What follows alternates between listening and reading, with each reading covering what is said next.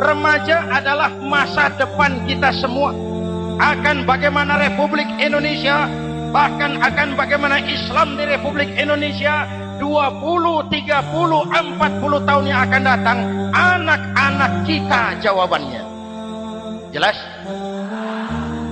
Maka menghancurkan Islam tidak usah menyegel masjid, tidak usah menutup pesantren, tidak perlu melarang pengajian, cukup dengan meracuni remaja dan pemuda Islam, menjauhkan mereka dari agama dan ulama. Kalau mereka sudah jauh dari agama dan ulama, tinggal menunggu pergantian generasi.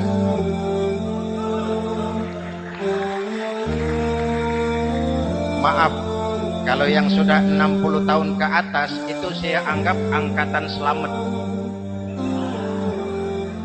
Generasi tanda seru. Insya Allah mantap akidahnya, tidak goyah imannya. Tapi yang 30 tahun ke bawah, adik-adik saya ini, the next generation, kalian yang jadi pilot project. Hei remaja-remaja Islam, kalau mau jadi remaja dan pemuda modern, jangan dekat-dekat ke masjid kuno. Masjid khusus 70 tahun ke atas.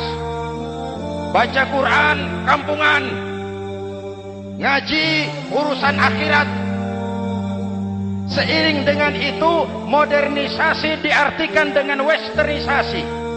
Kau tidak bisa jadi pemuda modern kalau semua yang datang dari barat belum kau telan mentah-mentah. Kau harus bisa bergaul seperti orang barat, berpakaian seperti orang barat, berumah tangga seperti orang barat, makan minum seperti orang barat. Kalau nyanyi lagunya lagu barat yang orang lain nggak ngerti, kamu juga nggak tahu. Mengalirlah narkoba dalam segala bentuknya. Maka muncullah generasi-generasi santai, generasi-generasi salon yang mencoba mencari pelarian hanya dengan kesenangan sesaat, tapi menghancurkan masa depan yang pasti.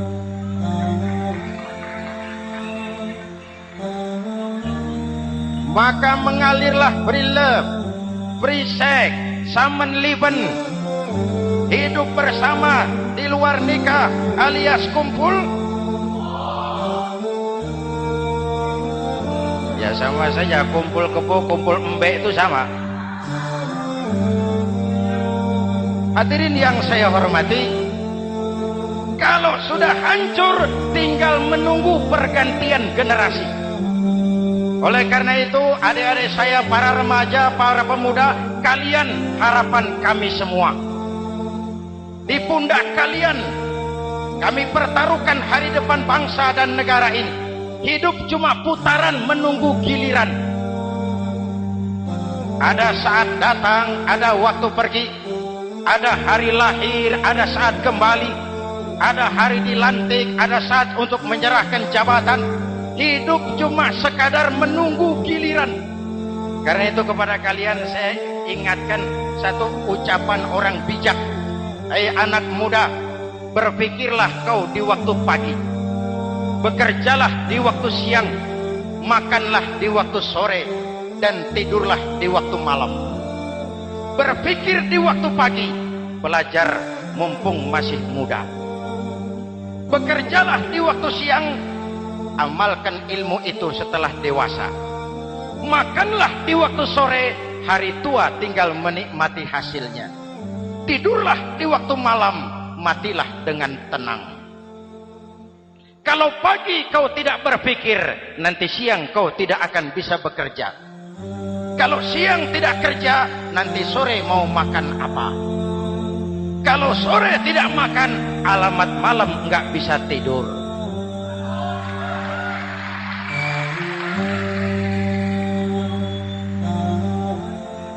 Kalau waktu remaja, waktu muda maunya santai-santai saja, dewasanya bingung. Kalau dewasanya bingung, hari tua terlunta-lunta. Kalau hari tua terlunta-lunta, matinya menteleng. Maka lebih baik makan singkong betulan daripada makan roti mimpi. Ayo, makan singkong betulan, makan roti mimpi, lebih bagus mana? lebih bagus makan roti betulan. Kalau perlu, lebih baik sekolah sambil dagang koran, sekolah sambil parkir mobil, sekolah sambil semir sepatu, daripada petatang peteteng tanpa prospek hari depan yang ada artinya.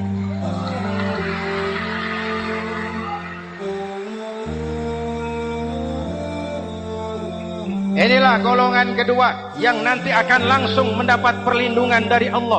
Anak muda yang tekun ibadah. Kalau orang tua tekun ibadah, pantas. Orang tua rajin ibadah, tidak istimewa. Masya Allah Pak, itu orang tahajudnya hebat, wirid yasinnya mantap, puasanya luar biasa, zikirnya mantap. Umurnya berapa? 70. Wajar. Lalarwi sanjo. Sudah larut senja. Kalau 70 masih jadi preman, kapan tobatnya? Tapi kalau ada anak muda, darahnya masih mengalir dengan panas, keinginannya masih sejuta khayal, dia bisa salurkan di jalan Allah, itu amat disukai Allah, dan itu akan mendapat perlindungan langsung dari Allah Subhanahu. Hadirin kaum muslimin di seluruh tanah air yang saya cintai, sekarang kita sampai kepada golongan ketiga yang nanti dinaungi Allah. Itu siapa? Rajulun qalbuhu mu'allaqun bil masajid. Seseorang yang hatinya selalu terpaut kepada masjid. Masjid memang tempat melaksanakan sholat, tapi lebih dari itu dia adalah pusat kegiatan umat. Umat Islam dengan masjid seperti ikan dengan air, tidak boleh berpisah. Sehingga ada hadis qudsi mengajarkan, inna buyuti fil ardil masajid wa inna zuwari fiha ummaruha. Rumahku di permukaan bumi adalah masjid. Orang-orang yang memakmurkan masjid adalah tamuku. Dari masjidlah terpancar semangat silaturahmi, dan itu yang sangat kita perlukan sekarang. Di tengah-tengah kerentanan kita sebagai bangsa, masjid harus jadi lem perekat. Di sini siapapun yang datang mengucapkan assalamualaikum, betul? Menebarkan salam, menebarkan rasa damai, bersalaman. Kata Nabi, ma min muslimaini yaltaqiyani fayatasafahani illa ghafarallahu dzunubahuma. Apabila dua orang Islam bertemu lalu bersalam-salaman, Allah akan menghapuskan dosa yang terjadi di antara kedua orang itu. Bangsa kita sedang rentan perpecahan. Benih-benih disintegrasi bertebaran di mana-mana.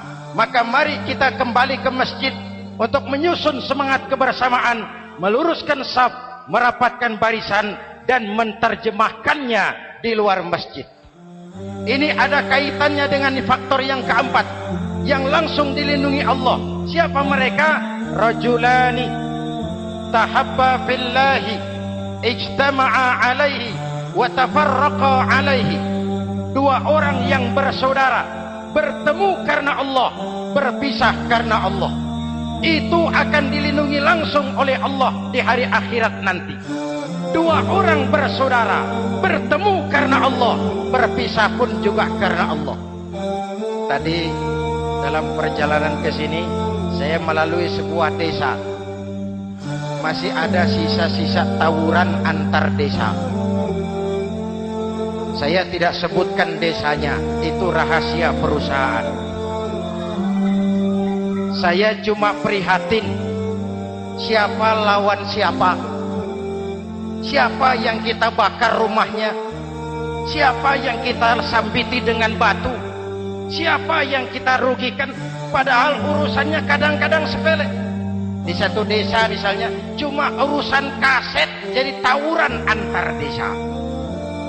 Ini kan hal yang sangat sepele, padahal Nabi mengajarkan dengan keras, kalau dua orang Islam saling bertengkar, al-qatil wal maktul finnar, yang membunuh dan yang dibunuh dua-duanya neraka. Sahabat bertanya, ya Rasul, Kalau yang membunuh masuk neraka, pantas. Kenapa yang dibunuh neraka juga? Rasulullah senyum lalu berkata, yang dibunuh pun sudah punya niat membunuh, cuma keduluan dibunuh. Andai kata tidak dibunuh, dia yang akan membunuh. Mari kita renungkan, kenapa sebagai bangsa kita seperti tercabut dari akar budaya kita. Kita jadi beringas, kita jadi brutal untuk hal yang sepele. Yang satu teriak Allahu Akbar, yang lain teriak Allahu Akbar. Siapa lawan siapa? Dulu Bung Tomo teriak Allahu Akbar, musuhnya londo. Sayyidina Hamzah, Khalid bin Walid teriak Allahu Akbar, yang dilawan kafir. Abu Jahal, Abu Lahab, Abu Sufyan. Sekarang si Ali lawan si Hasan, Hasan Allahu Akbar, Ali Allahu Akbar. Siapa lawan siapa?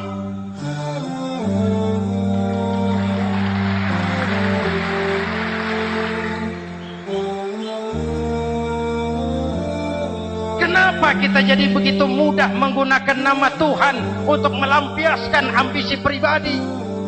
Kenapa Allahu Akbar yang begitu sakral kita lepas cuma untuk pelampiasan sebuah dendam?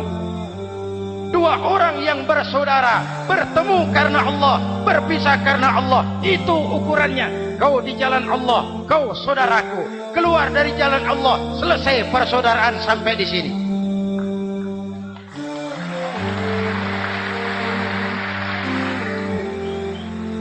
Hadirin, lewat mimbar ini saya kembali menekankan, mari kita pelihara kerukunan. Pertama, rukun antar umat seagama. Sesama muslim harus bersatu. Yuk, kita rukun yuk. Kita kompak yuk. Kita bersatu yuk. Sesama muslim, kaos boleh berbeda, boleh. Jaket boleh tidak sama, silakan.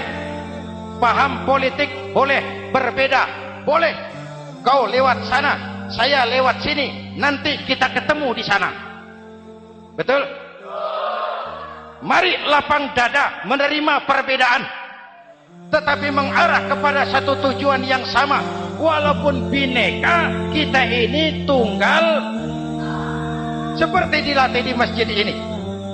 Dua orang yang bersaudara bertemu karena Allah, berpisah karena Allah.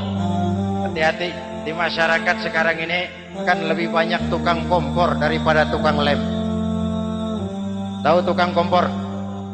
Hangati sana, panasi sini, bakar sana, sulut sini.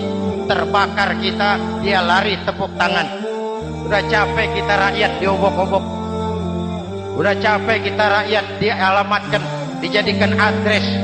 Semua kalau pidato demi rakyat, untuk rakyat, buat rakyat, padahal nggak pernah kenal sama rakyat. Kita cuma jadi alamat. Mari kita kokohkan akar kebersamaan. Kita sama-sama anak Ibu Pertiwi. Di negeri ini kita dilahirkan. Air negeri ini yang kita minum, udara negeri ini yang kita hirup. Kalian remaja, kalian pemuda, lebih bertanggung jawab karena kalian anak Ibu Pertiwi. Hadirin yang saya hormati, maka tetaplah jaga semangat kebersamaan. Ini yang keempat. Yang kelima, rajulun zakarallaha khalian fafadat ainahu. Seseorang yang mengingat Allah dalam kesunyian lalu berlinang air matanya. Tengah malam, dikala orang sedang tidur, dia bangun munajat, gemersik tikar tersentuh tangan, laksana lambayan tangan.